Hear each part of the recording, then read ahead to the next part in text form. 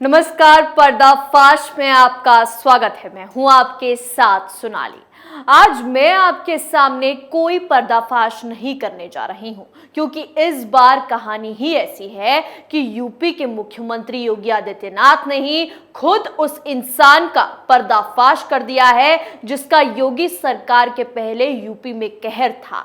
अब जब ये बात हमने बोल ही दी है तो आपके मन में सबसे पहले किसी माफिया की ही तस्वीर आई होगी, और अगर हाँ तो एकदम सही सोचा आपने। माफिया मुख्तार अंसारी की ही बात कर रहे हैं हम। सालों साल जिसने यूपी में आतंक फैलाया, उसको सीएम योगी ने उसी के गढ़ में ऐसी चेतावनी दी जिसके डर से माफिया और उसके गुर्गे थर थर कांप रहे होंगे। बड़ी खबर यह है कि हाल ही में उत्तर प्रदेश के मऊ में योगी आदित्यनाथ ने 203 करोड़ की 47 परियोजनाओं का लोकार्पण किया। इस दौरान उन्होंने प्रदेश में अपराधियों पर एक्शन पर बोलते हुए कहा कि अब हम अपराधियों को पाताल से भी निकाल कर लाएंगे। योगी ने कहा कि माफिया विकास के सबसे बड़े बैरियर है। उन्होंने प्रदेश को दीमक की तरह चाट लिया है। उन्होंने कहा कि पहले माफिया विकास के लिए आने वाले पैसों से अपनी संपत्ति बनाते थे, लेकिन अब वही सब यूपी सरकार उनसे और उनके खानदान से भरपाई करवा रही है। ये चेतावनी खुद उन्होंने मऊ यानी मुख्तार अंसारी के गढ़ में लाखों लोगों के सामने दी। अपराधियों के प्रति जीरो टॉलरेंस।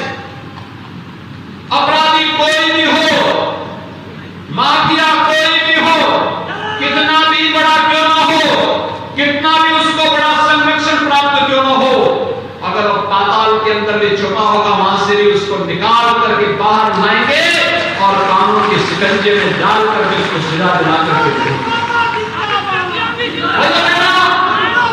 इस क्षेत्र के विकास को बाधित करने का पाप इन माफियाओं ने और उनके गुर्गों ने किया है। ये क्षेत्र मेहनती था, पुरुषार्थी था।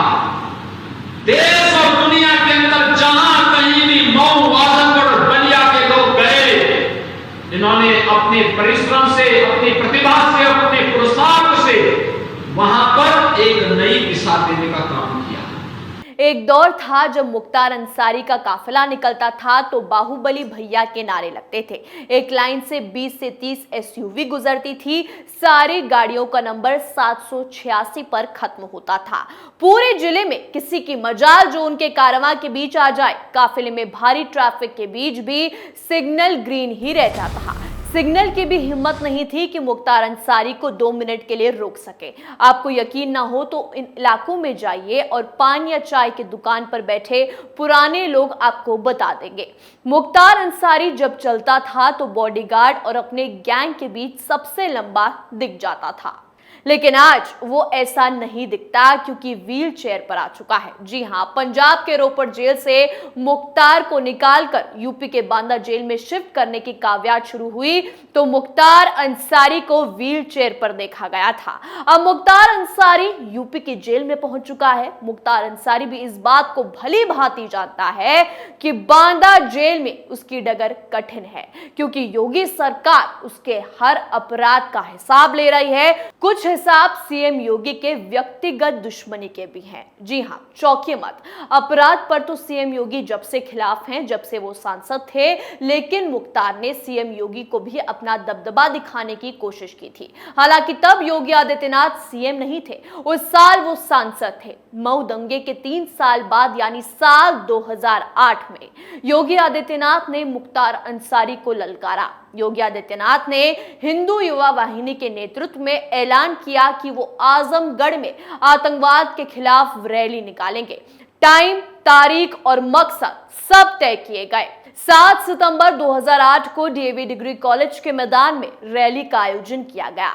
इसमें मुख्य अतिथि थे योगी आदित्यनाथ। रैली के सुबह गोरखनाथ मंदिर में करीब 40 वाहनों का काफिला निकला। उन्हें आजमगढ़ में विरोध की पहले से ही आशंका थी, इसलिए टीम योगी पहले से ही तैयार थी। योगी आदित्यनाथ की गाड़ी पर हमला भी हुआ था। जी हां, योगी का काफिला जब निकला तो सैकड़ों गाड़ियां पीछे थी। कई 100 मोटरसाइकिल भी योगी के के नारे लगा रही थी। योगी अपने काफिले में 7वें नंबर की लाल एसयूवी में बैठे थे। एक पत्थर काफिले में मौजूद 7वीं गाड़ी यानी उस समय के सांसद और आज के मुख्यमंत्री योगी के गाड़ी पर लगा। योगी के काफिले पर हमला हो चुका था। हमला सुनियोजित था। उस वक्त योगी ने यह संकेत दे दिया था। हमला मुख्तार अंसारी ने करवाया था। योगी आदित्यनाथ ने कहा था कि काफिले पर लगातार एक पक्ष से गोलियां चल रही थी, गाड़ियों को तोड़ा जा रहा था, पुलिस मौन बनी रही। बस योगी उस समय जान गए थे कि अब अपराध का नाम मुख्तार को सबक सिखाना पड़ेगा। योगी आदित्यनाथ ने उस समय कहा था कि हम इस लड़ाई को आगे बढ़ाएंगे, जिसने भी गोली मारी है, अगर पुलिस कार्रवाई नहीं करेगी तो गोली मारने वालों को जवाब दिया जाएगा उसी की भाषा में। आजमगढ़ हमले में कुछ लोगों ने मुख्तार अंसारी का हाथ होने का भी आरोप लगाया था।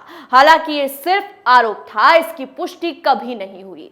आज योगी आदित्यनाथ मुख्यमंत्री हैं और अपराध से उनका खून खौलता है। अपराधियों के पास दो रास्ते हैं, ये साफ है। ये लड़ाई आज से नहीं 16 साल पहले की है। हालांकि मुख्तार के दबदबे को बरकरार रखने की पूरी कोशिश की गई, चाहे उसका बेटा हो, उसके गुर्गे हो या कोई और।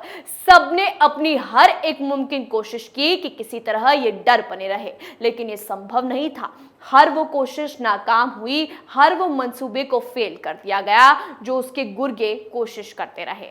उसके बाद तो अपराध पर लगाम तब लगा जब योगी ने मुख्तार की संपत्ति से लेकर उसके गुर्गों की संपत्ति जब्त कर लिया। एक के बाद एक कार्रवाई, एक के बाद एक कुर्की लगातार चलती रही। योगी आदित्यनाथ हमेशा तुष्टीकरण के खिलाफ खड़े रहे। मुख्तार जैसे लोग तुष्टीकरण की ही पैदाइश है। मऊ दंगे के समय मुख्तार को तत्कालीन सरकार का संरक्षण प्राप्त था। जी हां, यानी सपा की सरकार में। कानून में विश्वास के कारण ही सरकार के संरक्षण के बाद भी मुख्तार को योगी आदित्यनाथ ने चुनौती दी थी।